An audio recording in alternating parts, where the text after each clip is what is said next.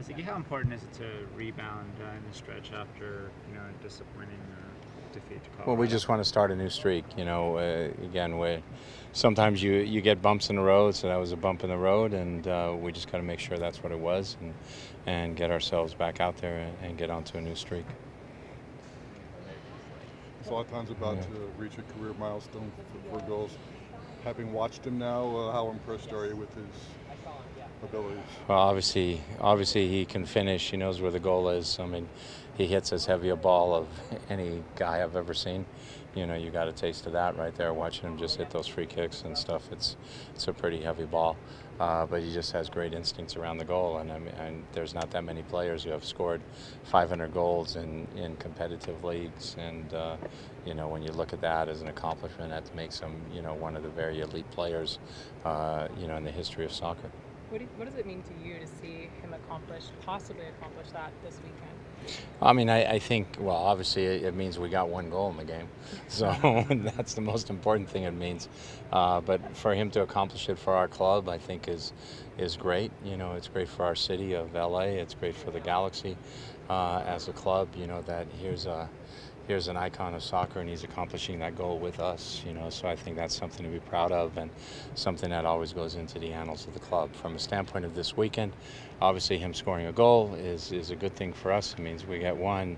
Anytime you can score goals, it helps the team, it helps the confidence of the team. What do you make of Minnesota and everything they've sort of done? They're kind of a team a little bit in flux right now, but they've got one of the best strikers in the league, Quintero. Well, obviously with the signing of Darwin Quintero, they've become a much more dangerous team, and he's a very good player. I mean, when I was in Seattle in Champions League, I ran into him when he was at Santos Laguna, and then we finally get to play Club America, and he's there again. So I haven't been able to avoid him much. Now we play Minnesota, and he's there again. He's a good player. I think they're a team that has put together some very, very good performances. And there's other times where I'm sure their coach is disappointed, but they're a team that for me, you can't look at the record. I think there's quality out on the field. Quintero, they just signed the forward from Ecuador, Rodriguez, I think it is, and. So they're a team that has some pretty good parts to it, and you've got to be aware and on your toes and ready to play. And Adrian's a good coach, and his teams are always ready to play. How did Gio look at training, and what's his status for Saturday? Should be. He's been fine this week. Started off maybe a little slowly on Tuesday, but the last 2 days he's looked very good at training. So, our estimate at this point is that he should be ready to play. Definitely a role. The transfer window came in one here without really much anything going on. Disappointed that nothing happened, or you couldn't make the right deal, or that's just there's always a lot of talk and a lot of things. I mean, again, when you have limited resources, there's it limits what you can do. There's somebody we were trying to move, we couldn't get him moved, so that locked the door for us on some other things. If we had been able to move that player, then maybe some other doors would have opened for us.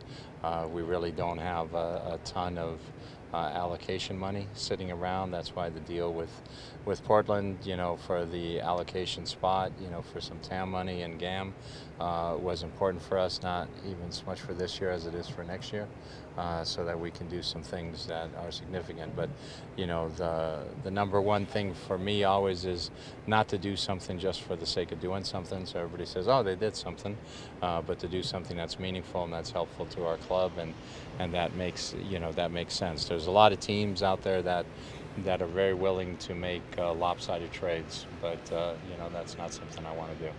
That's my same question. Is Felcher closer for Saturday or Tuesday? Yeah, no, he's getting closer for sure. Each day at practice, this week was more about him getting more physical, getting into it. There was a couple of slide tackles he made the other day. I think he got tripped from behind from somebody and ended up falling on his shoulder and came out okay. So all of those things are, now it's just a matter of his confidence that, that he can take the bumps and the bruises that come with game to game.